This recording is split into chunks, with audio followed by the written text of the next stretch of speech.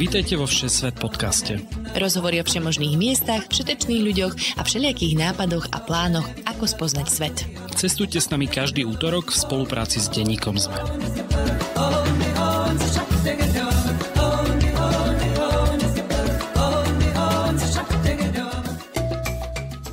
Ahojte cestovatelia a cestovateľky. Moje meno je Lukáš Onderčanin a vy počúvate novú epizódu Všesvet podcastu. Čoskoro sú tu Vianoce a vás to už určite ťahá aj do ulic, dať si punč či cigánsku na vianočných trhoch. Ak sa vyberiete do zahraničia, medzi tie najobľúbenejšie vianočné trhy určite patria tie v susednej Viedni. Páťa Nguyen Vanová už niekoľko rokov na takýchto trhoch pracuje a vo Viedni aj niekoľko rokov žila. Prezradí nám aj to, prečo sa oplatí navštíviť menej známe a oveľa autentickejšie trhy a ktoré varené víno či tradičnú špecialitu ochutnať. Aby sme však neboli len vo vianočnej téme, pozrieme sa aj na menej turistické miesta, ktoré treba vo Viedni navštíviť, kde nájdete najlepší šnicel, kam ísť na obed do kurdskej reštaurácie a do ktorej štvrti sa chodia zabávať mladí.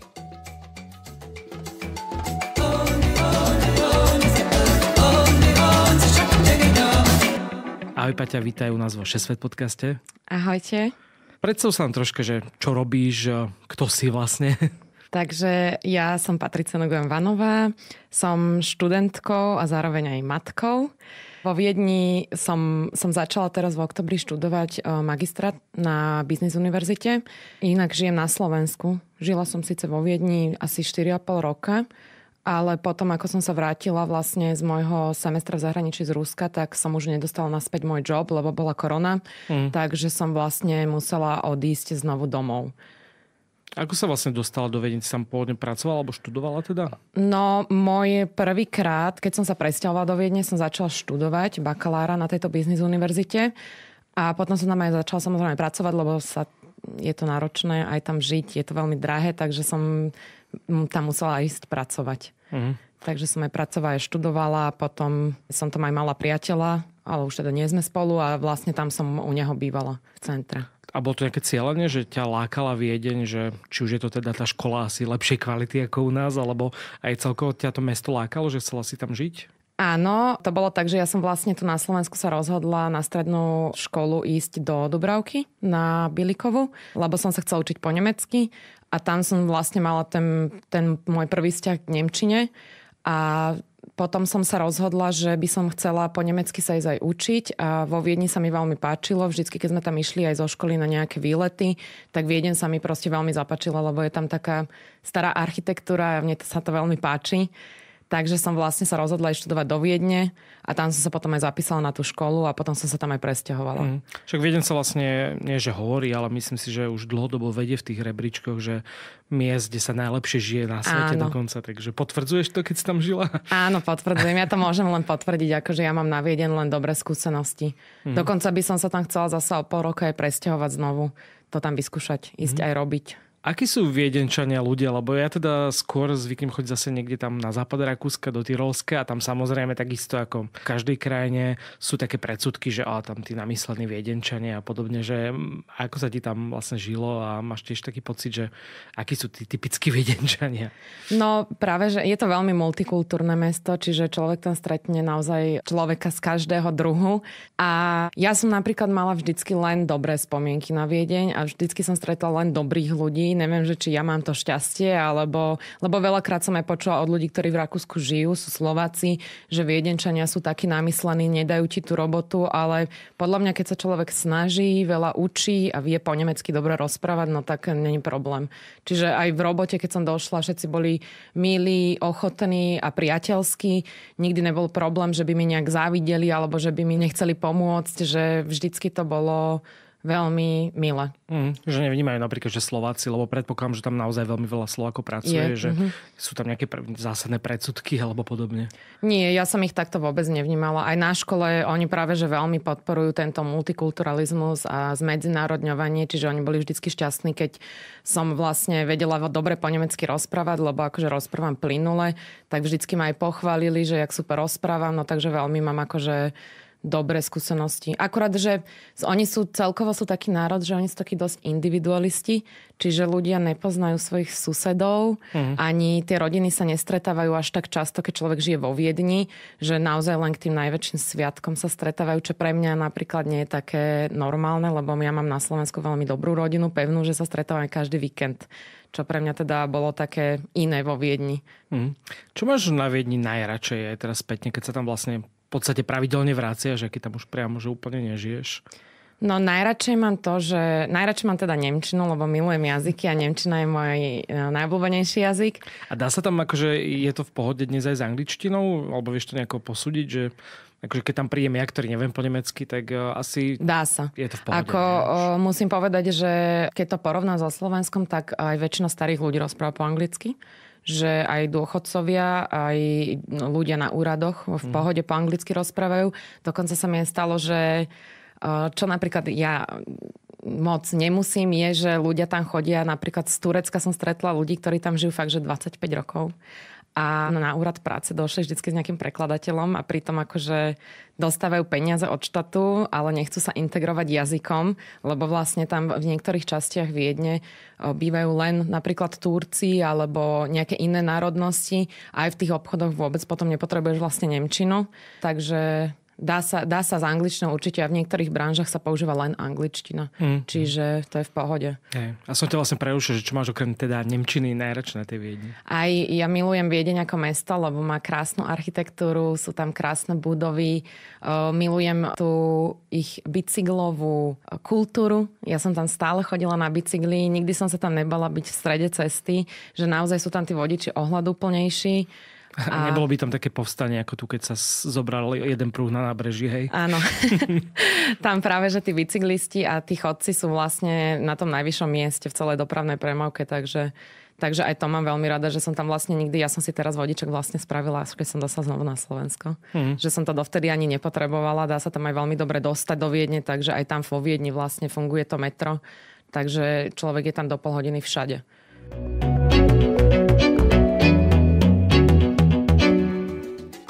Aj v dnešnej epizóde ďakujeme všetkým našim Patreonom a Patreonkám, najmä našim ambasádorom Radovanovi, Ivanovi, Michalovi s Jankou, Vierke, Michalovi, Mariane, Majke a Andrejovi. Ste naša veľká motivácia pokračovať ďalej vo Všesvet podcaste a šíriť príbehy o cestovaní po svete každý útorok do sveta. Ak sa aj vy chcete stať našimi ambasádormi, skočte na stránku patreon.com a hľadajte Všesvet podcast. Najmä pre ľudí na západnom Slovensku je Viedeň relatívne známa. Akože predpokladám, že ľudia, ktorí žijú v Bratislave, tak tam veľmi často cestujú. Ako turisti aj napríklad, či už to nejaké múzea, galérie a podobne. Nechcem úplne prechádzať všetky také tie známe miesta, lebo naozaj to si každý zrejme buď pozná, alebo si to vie vygoogliť, ale ak by si mohla možno vypichnúť nejaké takéto turisticky známe miesto, ktoré sa podľa teba naozaj že oplatí vidieť a máš ho tiež osobne rada.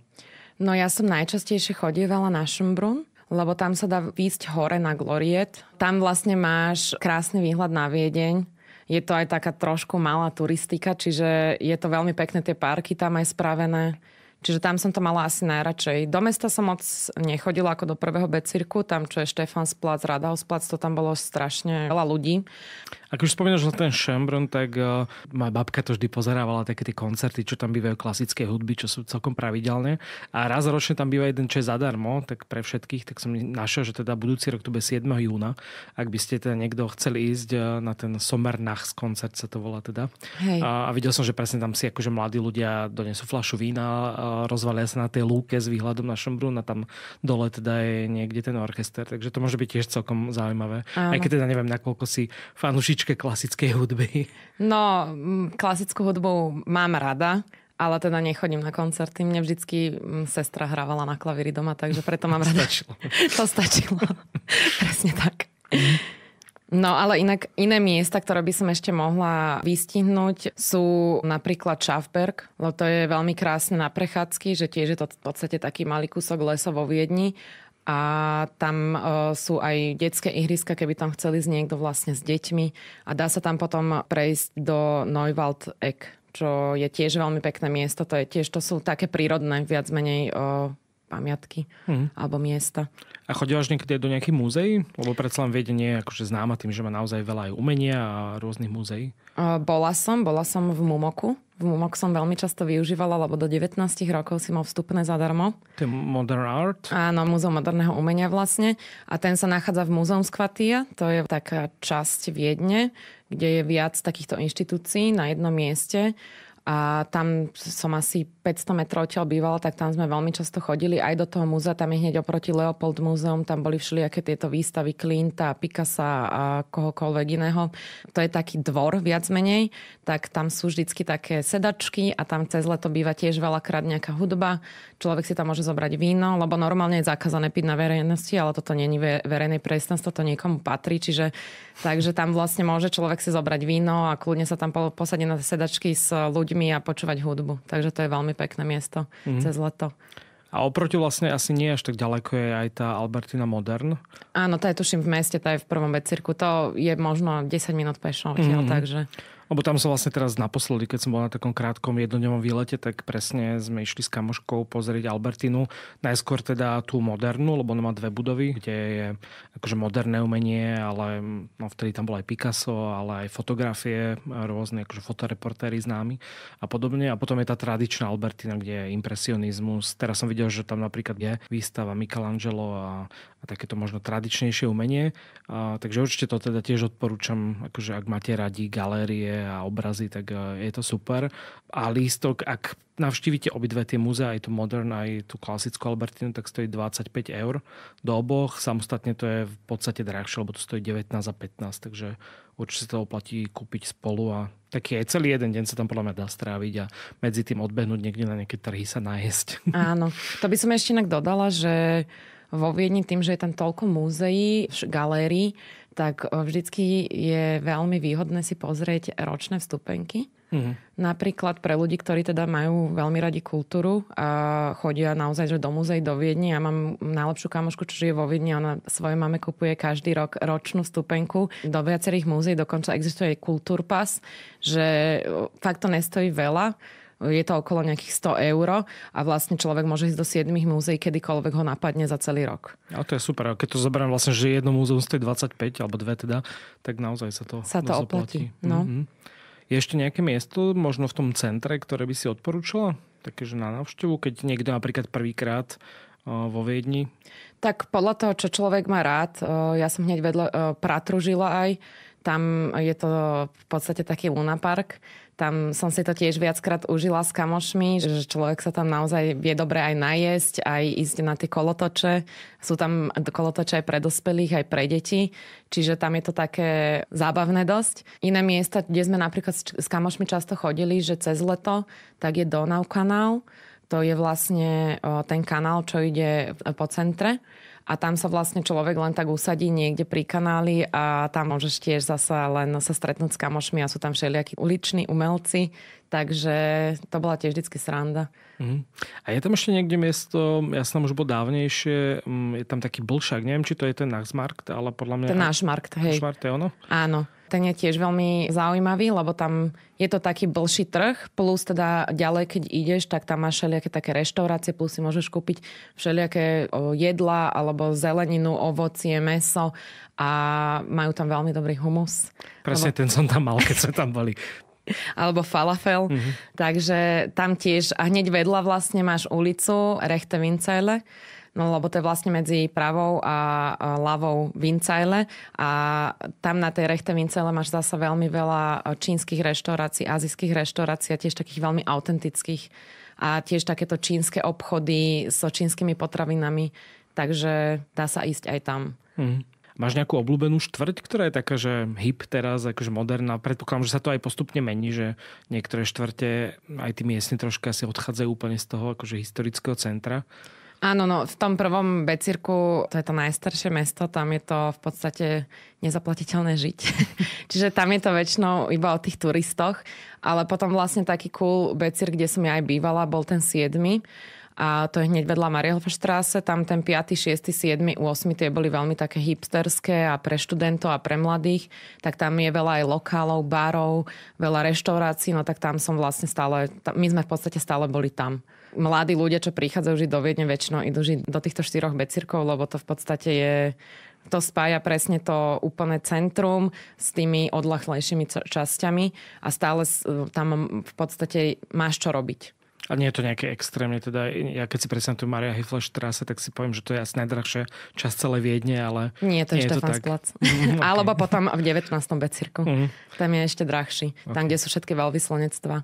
Ale dá sa tam normálne žiť ako nájom na jeden byt s 2 izbami stojí asi 800-900 eur za mesiac. To už vlastne je Bratislava pomaličky za chvíľku. Presne tak.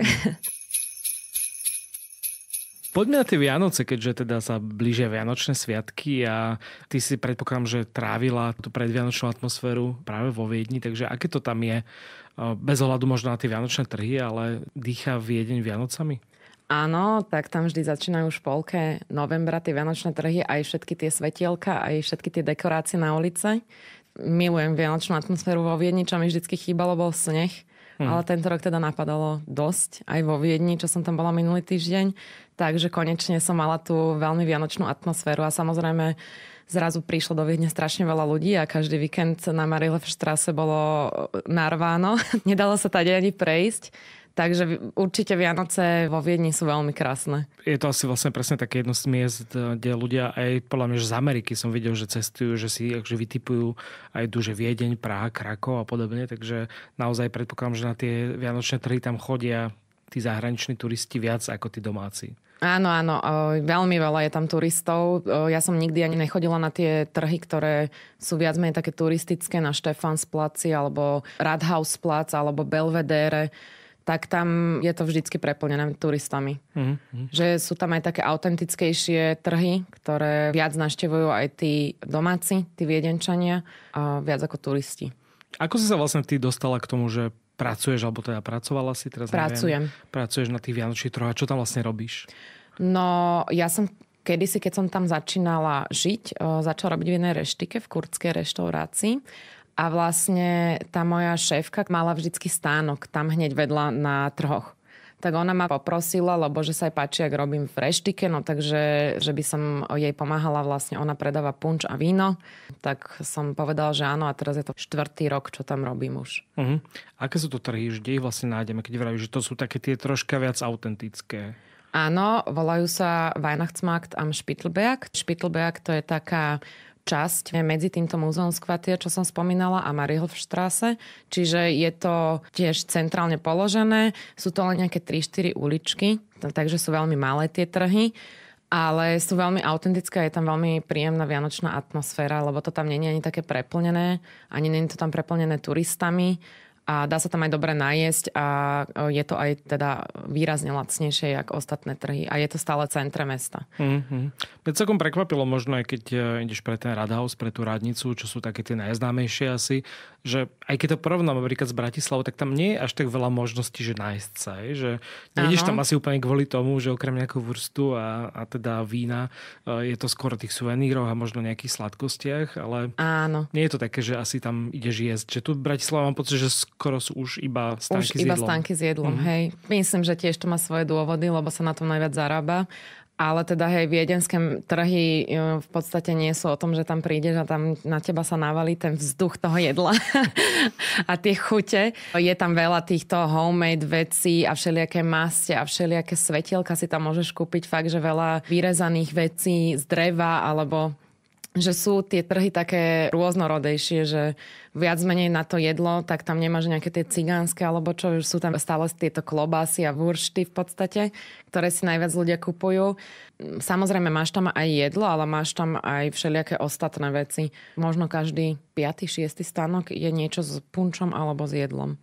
Ostatné veci sú všelijaké tieto domáce dekorácie a svetielka a tak. Čo by si teda odporúčila, keď už človek príde a chce sa na tých trhoch aj teda nájsť alebo dať si to víno, punč, že čo je také typické pre Viedeň a čo sa oplatí ochutnať? Typické pre Viedeň je určite varené víno, Glühwein, alebo teda punč. To je na pitie a na jedlo, no samozrejme, že tie klobasy teda. Tie sú tam všade. A to si celý rok, nie? Áno, to jedia aj celý rok. Ale teda sú tam aj zemiakové placky napríklad, že tam na tých trhoch, kde ja robím, no tak je tam jeden stánok, ktorý má na tieto zemiakové placky taký rošt a vlastne tam tie zemiakové placky sa dajú do stredu a je to v tvare slimáka a vlastne kým vyjde tá zemiaková placka, no tak vlastne už je hotová. Takže dá sa to tam aj pozrieť, je to dosť zábavné na to pozerať. A samozrejme sú tam všelijaké také obrovské šišky, praclíky, čo si človek môže kúpiť, alebo tie keze špecle. Tie sú tam napríklad hneď vedľa nás, majú tiež keze špecle, čo tiež veľmi mám rada, lebo je tam veľa syru. Sú veľmi chutné. Takže hlavne takéto jedla sú tam. A máš nejaký tajný recept na dobrý punč, alebo neviem, či je alebo to víno robené nejako rozdielne oproti tomu, čo si predstavujeme tu pod vareným vínom? No ja môžem to porovnať s tým, že ja som vlastne tu aj v Bratislave robila na trhoch. A my sme tu predávali varené víno. To víno mi osobne chutí viac tu. V Bratislave je také presladené a teda je také kvalitnejšie, mám pocit. Hej, to by som práve povedal, že naopak. To, a vieš, ako sa hovorí, že sa pančuje víno na trhoch, aj keď, neviem, posledné roky mám pocit, že bolo vždy dobré, ale či to tak je, alebo nie. Hej, to môže byť aj tým, že ja som mala skôr vinársky stánok tu v Bratislave, čiže to som bola zvyknutá na dobré, kvalitné varené víno. Ale teda tam moja šéfka robí všetko sama, že ona si to vlastne predvára všetko, aj tie koreniny, že ona si kupuje sirupy do punču vždycky z nejakého dvora, že je to všetko lokálne. Mne chutia veľmi aj jej punče, ale teda pre mňa je punč veľmi sladký. Ono sa do toho vždycky dáva ešte aj rum, ale má fakt, je tam veľa tých druhov, aké si môžeš vybrať. A keď sa pozrieme možno na ceny, ty si hovorila, že tieto trhy sú troška lacnejšie ako tie hlavné alebo tie také turistickejšie, tak aké si mám predstaviť, že sú ceny, neviem, presne toho punču alebo vína alebo jedla? Tento trh, kde práve robím ja, tak oni si sami povedali z minulého roka, že chcú tú marketingovú stratégiu, že nebudú zvyšovať ceny vôbec ani za pohár, lebo tam platíš vlastne depozit za pohár plus ani za tie punče. Čiže my predávame víno za 4,20 a punče za 4,50 a 2 € je vlastne záloha za ten pohár. To je v podstate taký hrnček, čo si potom môže zobrať, že každý rok majú fakt, že iný štýl a to vždycky robia nejakí viedenskí grafickí dizajnéri, že fakt je to také lokálne celé. No a na tých hlavných trhoch, čo sú pred Štefansplacom alebo tam na Belvedere alebo pred Rathausplacom, tak tam sú väčšinou sa pohybujú tie ceny okolo 6, 7, 8 € za jeden punč. A ten depozit je 4 až 5 €. Čiže človek s 10 € vlastne si nemôže dať ani jeden punč. Ale tam napríklad asi sa nedá úplne všade platiť kartou, že? Nie, u nás napríklad sa neplatí vôbec kartou. Dá sa v takých tých obchodoch, kde máš samozrejme nejaké drahšie sklá, že si tam kúpiš nejakú vázu, alebo si tam kupuješ nejaké taniere, alebo tak, servis domáci, tak to môže zaplatiť kartou, ale teda väčšinou tieto trhy sú o tom, že tam neplatíš kartou. Ale vždycky sú tam na tých trhoch pristavené bankomaty, síce tie, čo musíš zaplatiť za výber, ale sú tam. A to celkovo mám pocit, že v Rakúsku, aj keď to porovnám so Slovenskom, nie? Že taký ten trend platenia kartou tam nie je až tak rozšírený, to tak nazvime. No, keď som napríklad prišla a začala som robiť tieto kurdské reštike, tak v ten rok akurát schválili, že vlastne musíš dať bločik. Že predtým si vlastne ani bločik nemusel dať v reštaurácii. Ono to všetko fungovalo na dôvere, čo bolo pre mňa nepredstaviteľné, lebo u nás musíš všetko zdaniť, aj všetko proste. Takto by to určite nemohlo fungovať na Slovensku, alebo teda nefunguje. Aj mne šéfka hovorila, že napríklad teraz, keď máš takéto krátke sezóny, len napríklad tie vianočné trhy, tak tam napríklad tiež nemusíš dávať bločiky. Takže väčšinou je to aj kvôli tomu, si myslím, že tí ľudia chcú ušetriť a proste tam tú kartu nedávajú do popredia ako u nás. A ešte čo sa týka tých vianočných trhov, tak sú ešte možno nejaké ďalšie, ktoré by si odporúčala? Lebo ich je naozaj že asi dosť veľa po celom meste. Áno, áno. Tak je ich minimálne 8 takých veľkých. Na tom Schönbrunne, Rathausplaci, Stefansplatz, tam v meste ich aj 5 tých trhov. To vlastne iba konštantne kráčaš cez vianočný trh. Áno, presne tak. Vždycky kráčaš. Tam hneď vlastne oproti aj Maria Theresienplatz. To je miesto, kde je oproti sebe sú dve veľké múzea. Jedno je to umelecky historické a druhé prírodovedecky historické múzeum. No tak tam vlastne tiež medzi tým sú trhy. A keď prejdeš ďalej, tak aj na tom Museumskvartier, kde som hovorila, že sa cez leto dá aj sedieť na tie sedačky a tak, no tak tam tiež sú také malé trhy. Ďalej je tento Spittelberg, kde vlastne ja robím. Trhy sú aj v iných častiach vo Viedni, nie len v tom centre, ale teda aj v tých okolitých častiach, kde teda moc ľudia, turisti nechodia. Mohla by som určite spomenúť Brunnenmarkt. Tam je to tiež veľmi pekné, nie je to tam také predražené. Tam sa tiež vie človek dobre najesť aj napiť, čiže... Ty si ešte spomínala, že medzi tými trhmi chodí aj nejaká špeciálna električka, že keď človek naozaj akože chce stráviť deň na trhoch, tak sa vie presúvať medzi nimi. Áno, keď som tam bola teraz minulý týždeň, no tak prišiel taký zhluk ľudí a hovorili, že teda sa vozia touto električkou, že ide cez 7 trhov vo Viedni a na každý trhy majú len 1 hodinu a že musia to tam rýchlo prebehnúť a vlastne tá električka nemôže čakať, keďže by tam zastavovala ostatné električky normálne. Je to taká stará električka, je to iba jeden vagón, celý vysvietený svetielkami a takto človek môže vlastne ísť sa poprechádzať po Viedni alebo teda povoziť cez trhy všetky adventné. V každém exnúť nejaký punč. Áno, ale ešte keby som mohla spomenúť, no tak človek sa dostane na tie najväčšie trhy alebo teda tých asi 10 najväčších trhov. Vždycky sa dá dostať veľmi dobre metrom, lebo sú to vždycky nejaké metrové zastávky, kde tie trhy sa nachádzajú. Tu vlastne môžeme rovno aj prejsť na tú otázku logistiky, lebo Viedeň je predsa len pre Slovákov veľmi ľahko dostupná. Aj tie ceny v posledných rokoch akože išli dole, tie dopravy sa dá povedať. Aj keď teraz už asi za 1 euro sa tam až tak nedá dostať, ale keď si možno kúpite niečo mesiace dopredu, tak bolo to možné, že za 1 euro ísť do Viedne s autobusom. Takže možno ako ty cestuješ napríklad do Viedne, chodíš stále dopravou alebo chodíš teraz aktuálne autom? Teraz už aktuálne chodím autom, odkedy mám ten vodičák, lebo bolo veľa prerabiek na stanici Marchek. Čiže sa ťažko dalo dostať z hlavnej stanice v Bratislave na hlavnú stanicu do Viedne, že všetko išlo v podstate cez Petržalku. Ale mne sa zdá, že teraz už skončili tie práce, takže už sa tam dá zasa dostať vlakom veľmi dobre. Lenže tým, že ja bývam v Pezinku, tak je to pre mňa strašne komplikované ešte prestúpať v Bratislave. Strašne dlho by som čakala a tým, že mám doma dieťa, no tak musím ísť tým autom. Ale oplatil sa napríklad, keď tam niekto ide takto, že na jeden deň kúpiť taký ten spiatočný lístok na vlak, dokonca ešte, neviem, či stále predávajú, ale existuje taký, že z MHD v cene. Áno, a ešte stále existuje tento lístok a veľmi sa to oplatí, lebo jedna cesta MHDčkou vo Viedni, to je lístok z bodu A do bodu B, nie na nejaké minúty rátané, tak stojí 2,40.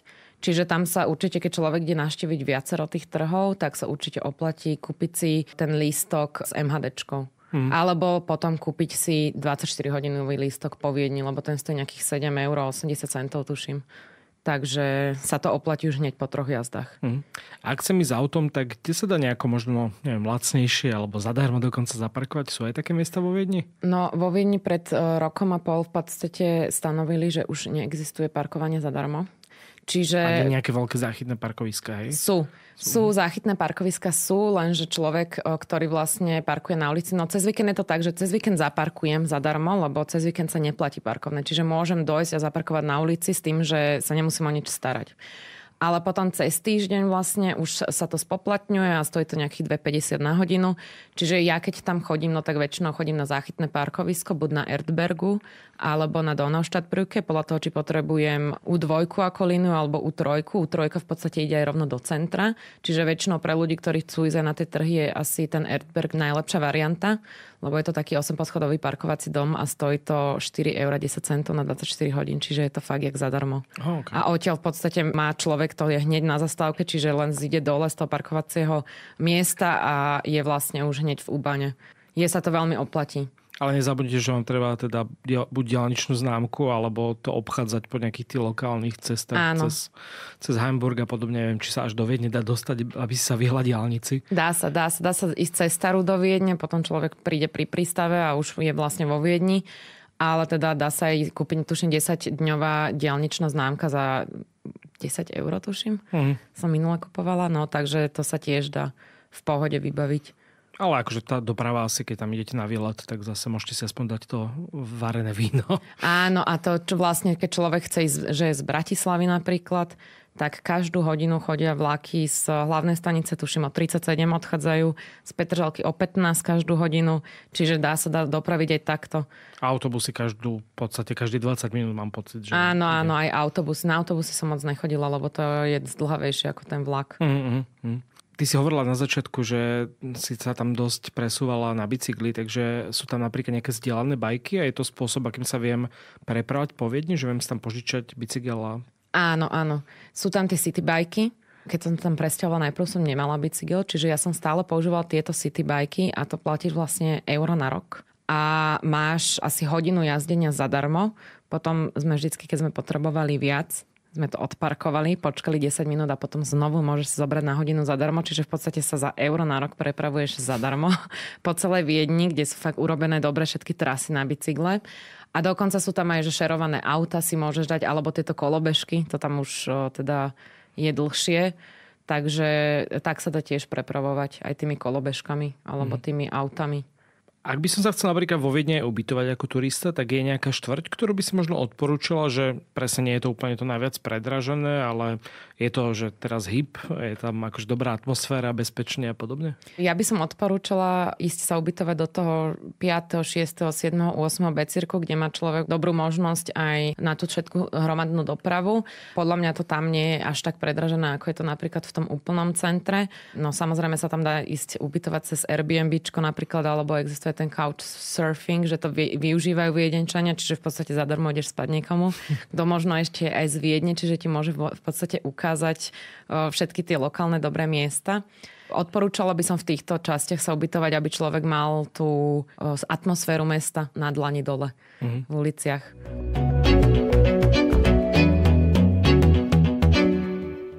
Poďme na to gastro, ešte raz sa k tomu vrátime, nielen teda to vianočné a aj na takú zábavu. Kde ochutám najlepší šnicel alebo neviem, bravčové koleno vo Viedni?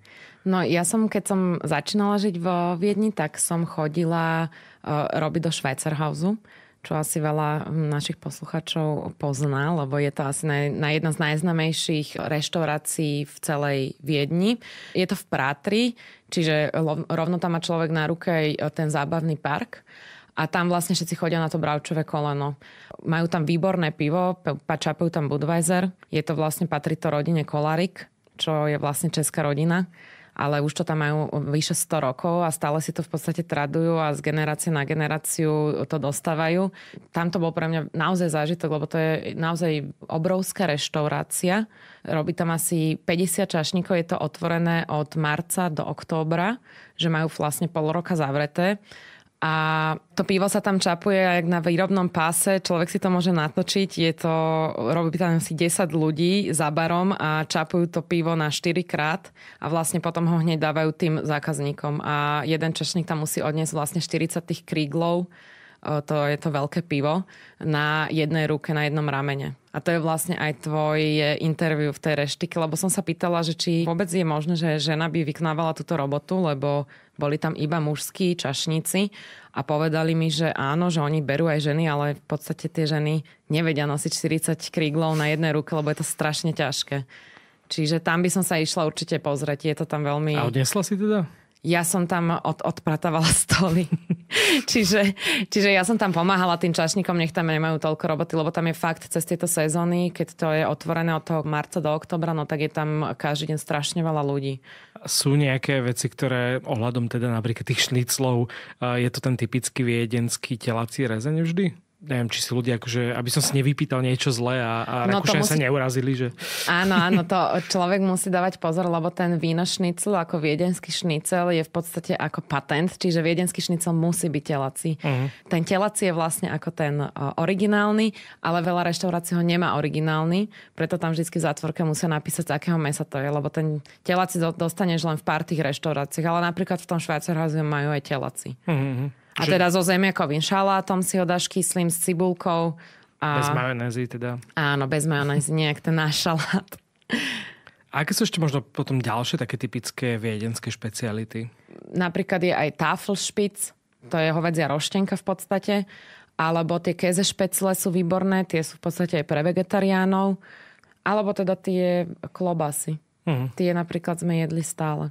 Alebo napríklad aj polievka, že tam máš palacinku v nenakrájanú namiesto slížikov. Aj tá je výborná.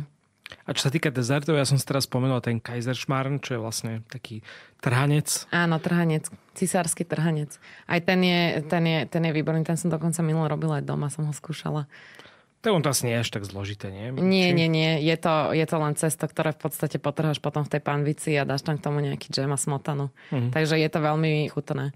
Alebo aj tá Zachertorte, odtiaľ pochádza ten dezert z Viedne, z hotela Zacher, takže človek sa môže ísť do toho hotela aj ísť na tú Zachertorte.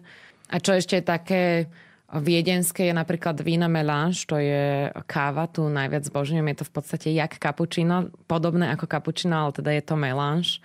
Tak ten som našla tiež napríklad len vo Viedni zatiaľ, alebo teda v Rakúsku. A to je so šláčkou, či nie? Nie? To je iná káva. To je viedenská káva potom. Ja teda som akože fanúšik skôr taký, že výberovej kávy, takže ja zase dám tip na kaviareň No Panic Coffee, tam veľmi rád chodím a myslím, že viac pobočiek, takže keď máte radi takú akože third wave coffee, tak tam si asi melange nedáte, ale všimol som si, že teda majú to na veľa miestach. Ale ty si ešte spomínala teda, že si pracovala v kurdskej reštaurácii a celkovo tá Viedeň je oveľa oproti Bratislave možno aj oveľa multikultúrnejšie aj čo sa týka gastronómie, takže máš nejaké typy, ja neviem teda, že čo je také typické kurdské a že či odporúčaš teda návštevu aj kurdskej reštaurácie, keď niekto do Viedne cestuje? Áno, tak ja vždycky všetkých, čo zoberiem do Viedne, tak zoberiem do tohto eposu, lebo tam naozaj výborne varia. Tam majú kebab, si tam môžeš dať, akože nie je taký normálny do ruky, ale teda na tanieri grillovaný, alebo tam majú lamšpís, to je taký špís z jahňacieho mesa, že veľa tam majú aj toho jahňacieho mesa a mne teda veľmi chutí aj s grillovanou zeleninou, humusom, caciky, ezme šalát, to je taký paradajkový, taký trošku pikantnejší šalát. A týchto kurdských reštaurácií, tureckých reštaurácií, gréckych reštaurácií je tam veľmi veľa. Dá sa tam fakt ísť najesť od A po Z, čo človek rozmýšľa. Chodili sme napríklad aj do Ostwind, to je zasa čínska reštaurácia, tam sme mali žabacie stehienka, tam sečuánske jedlá, ktoré sú veľmi, veľmi, veľmi štiplavé. Alebo ten hotpot si tam človek môže dať, to je tiež v tom 7. becírku, ten Ostwind. Tam človek sedí za takým gulatým stolom, sa tam môžu 10-15 najesť a tam v strede máš ten hotpot, z toho si berieš potom tie polievky a tak. Takže je tam veľa aj azijských reštaurácií. Ja som tým, že som polovietnamka, tak milujem vietnamskú kuchyňu. Tak v 7. becírku je fakt, že každých 15 metrov vietnamská reštaurácia a tiež taká autentická, kde ti urobia tie rolky, aj letné, aj tie jarné rolky, vypražané, fočka, všeličo. Fakt, tam nájde človek. Aj thajská reštaurácia, tam bola jedna veľmi dobrá, kde ti urobia výborný pad thai. Alebo potom ešte aj na tých trhoch sa teda dá dobre nájsť. Áno. Aspoň na taký snack alebo predjedlo, ale teda či už je to humus, alebo je tam veľa toho blízkovýchodného jedla zase. Áno. Ale aj také tradične rakúske, predpokladám. Áno. Je tam ešte niečo iné podobné ako ten náš Markt? Alebo... No na tomto Brunnenmarkt, kde som povedal, že sú aj tie trhy, no tak to je tiež v podstate takýto trh. A človek tam fakt za lacno nakúpi zelenínu, ovocie, tieto humusy a tieto falafle a ešte tam má človek aj možnosť ísť sa korčulovať. Lebo teda toto korčulovanie na tom Rathaus placi, že tam je to fakt veľmi pekne spravené, že tam človek je v tých uličkách, v tom parku vlastne sa korčuluje, potom ide na také druhé poschodie. To som mala vždycky problém vlastne zísť dole, lebo ja na tých korčulách neviem brzdiť. Čiže je to také, že je tam aj veľa ľudí, čiže to by som odporúčala ľuďom, ktorí naozaj vedia korčulovať a nejdu prvýkrát. A na tomto Brunnenmarkte je to také menšie a tam človek tiež môže ísť korčulovať a tam je to aj pre deti, aj pre takých začiatočníkov. A tam človek si vie aj nakúpiť na tých trhoch, aj na tých vianočných, aj na tých normálnych. Poďme ešte na záver na takú, že kam sa chodia mladí Viedenčania zabávať, čo sa týka možno kam ísť na nejaký dobrý koncert, alebo je nejaká taká celá časť, kde sa deje toho veľa, čo sa týka kultúry a takéto zábavy, koncertov a podobne? My sme chodili často do arény. Arena je v 3. becírku, je to hneď vedľa toho Erdbergu, kde sa parkuje vlastne, kde je ten parkovací dom. A tam bývajú väčšinou také punkové, metalové technoparty. Je to veľmi starý areál, ktorý vlastne patrí mestu Viedeň a jeho chceli už odkúpiť a prerobiť to developeri na nejaké byty, lebo tam by sa super aj bývalo. Ale teda mesto Viedeň si to drží. Všetci ľudia tam robia v podstate za buď úplnú almužnu, alebo teda tam sú ako volunteers. Čiže tam sa organizuje veľa takých koncertov, býva to tam cez leto vonku. Je tam taký väčší areál, sú tam také jak šenky, fakt, keď človek dojde do nejakej dediny, no tak tam je ten fakt, že šenk, no tak tam to človek môže nájsť. Ale existuje aj viac barov, samozrejme v tom centre. My sme chodili do jedného baru, volá sa to, že Krypt. To je v prvom becírku a vlastne je to taký tajný bar, by som povedala, lebo na tých dverách, keď pozrieš, není ani jedna tabula, nič. A sú to také veľké železné dvere, ktoré musíš otvoriť a ideš potom do podzemia. A je to vlastne taký drink bar, že ti tam namiešajú všelijaké drinky a vyzerá to veľmi dobre. Takže tam sme chodievali väčšinou na také narodeninové oslavy, keď mala nejaká kamoška alebo tak. No a potom raz sme boli dokonca na jednom rejve. To sme boli na takom techno-rejve. To bolo na Volkstheater, čo je v podstate staré národné divadlo. To bolo vnútri v tom divadle. Áno, funguje stále, či? Už to nefunguje ako divadlo, že bývajú tam ešte fakt, že málo predstavení, ale akože toto bolo, že určite to tam je raz za rok, že takýto rave, techno-rave. A bolo to dosť crazy, že tam dojdeš asi tam v divadle, ale tam hrá technomuzika, sú tam všetci mladí a tancujú. Takže to bola dosť sranda. Dosť sme sa rozprávali o tom, čo tam robiť vlastne teraz v zime a počas Vianoc, ale keď človek príde do Viedne, tak už si hovorila, že je tam veľa parkov a podobne, tak čo sa tam dá robiť z takých možno letných aktivít? Keď si pozrieš Dunaj vo Viedni, no tak je tam urobený taký ostrov, Donauinsel. No a na tom ramene Dunaja, ktoré oddeluje ten normálny Dunaj, no tak tam sa dá kúpať. Čiže tam chodí veľa ľudí sa aj kúpať. Dá sa tam kúpať dokonca aj s obsami na niektorých častiach. A to sa kúpeš v Dunaji? Či to sú v Dunaji. Aha, okay. To je vlastne ten Donauinsel bol postavený preto, lebo by bol moc zavodnený ten Dunaj potom vo Viedni a že by mohli byť potopy. Tak postavili ten Donauinsel, ten ostrov.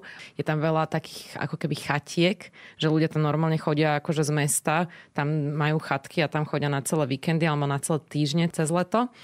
No a tam môžeš vystúpiť na zastávke Alte Donau a tam sa vlastne ísť kúpať.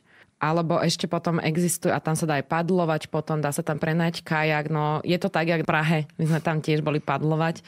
Čiže tam je to veľmi pekné cez leto. Že keď nechceš ísť na nejaké normálne verejné kúpalisko, lebo tých kúpalisk je tam tiež napríklad veľmi veľa, tak to sa dá ísť kúpať v podstate do prírody. A ešte možno nejaký taký day trip, ktorý by si odporúčala, že keď niekto zostáva v tej Viedni alebo už pozná Viedeň a chce si vybehnúť možno do nejakého blízkeho okolia, že čo by sa dalo ešte pozrieť? Dá sa tam ísť na Wienerberg, čo je hneď vedľa Viedni taký kopec. My sme tam chodievali vždy na bicykloch, lebo sú tam aj všelijaké traily a tak, že inak to vo Viedni v podstate nenájdeš. No a tam sa dá ísť určite na peknú prechádzku. Je to tak v lese a vidíš odtiaľ tiež celú Viedeň, takže tam je to veľmi pekné. Alebo však tak potom normálne, že do toho Neusiedlu sa dá ísť, tam sa dá ísť tiež okúpať v podstate. No ale čo by som ešte spomenula je, že tento Donauinsel, to je tuším 2-kilometrový alebo 3-kilometrový ostrovček, ktorý je veľmi úzky, tak tam sa tiež dá ísť buď kúpať, alebo sa tam dokonca dá ísť aj online, prenajať si grill miesto, kde ti zadarmo potom dajú aj to miesto, dajú ti tam drevo a môžeš si tam grillovať. Lebo tie grillovania vo Viedni sú viac menej zakázané, tak jak u nás, že nemôžeš len tak do lesa teraz si grilovať, kde chceš, alebo teda do parku, tak tam normálne bývajú takéto parky, kde máš všelijaké grily a vedľa toho máš nejaké miesta na sedenie a to si môžeš vlastne prenajať a cez deň sa tam grilovať. Alebo potom na tom Donauinsel býva najväčší európsky open air festival, Donauinsel Fest, ktorý je vlastne zadarmo. A tam to je 3 dni, to je vždycky v júni a to vždycky zavolajú nejakých známych spevákov alebo speváčky. To by som tiež mohla ešte odporúčiť. Akože je to masa ľudí, lebo to do Viedne dojde asi 3 milióny ľudí len kvôli tomu festivalu na ten jeden víkend. Zadarmo. Áno, je to zadarmo, takže a je tam veľmi veľa koncertov, že každý si tam nájde to svoje. Je tam aj klasika, je tam aj pop, je tam všeličo. Takže každý si tam môže nájsť to svoje. Dobre, už sme pomaly v závere nášho podcastu, tak keby si to tak celé zhrnula, keďže si tam žila a stále tam veľmi často chodíš, tak prečo podľa teba je dobré navštíviť Viedeň a možno zažiť tú atmosféru a prečo ísť do Viedne? No prečo ísť do Viedne? Podľa mňa úplne najzákladnejšia vec je to, že je to hodinu od Bratislavy. Čiže je to veľmi blízko Slovenska a je to, by som povedala, iný život. Je veľmi krásna Viedeň, má veľa kultúry, má veľa histórie, čiže každý si tam príde na to svoje. A určite by som teda išla pozrieť tie pamiatky, ktoré sú síce aj niektoré moc turistické, ale aj tieto autentickejšie, čo sme teda spomenuli. A určite by som išla aj pozrieť na tie trhy. Že vyskúšať aj iné trhy, ako sú len tu v Bratislave. a je to fakt, za málo peňazí sa vie človek dostať do tej Viedne a bude mať z toho určite pekný zážitok. Asi aj tá atmosféra je taká jedinečná vo Viedni. Áno. Dobre, ďakujem ti veľmi pekne, že si prišla k nám do 6 Svet podcastu. Dúfam teda, že sme ešte takto narýchlo pred Vianočnom čase niekoho motivovali, že tie posledné dni pred Vianocami si spraví taký rýchly výlet do Viedne. A teda ďakujeme aj vám všetkým našim poslucháčom, že nás naďalej počúvate. Veľmi sa z toho tešíme. Ešte nás čaká zo pár častí teraz pred koncom tohto roka a budeme potom pokračovať samozrejme aj v januári. A ak nás chcete podporiť, tak môžete spraviť na patreon.com/všesvet. Ak máte akúkoľvek otázku alebo by ste si chceli zakúpiť náš batôštek, tak nám píšte na všesvetpodcast@gmail.com a počujeme sa už na budúce ďalší útorok. Majte sa pekne, ahojte. Čaute.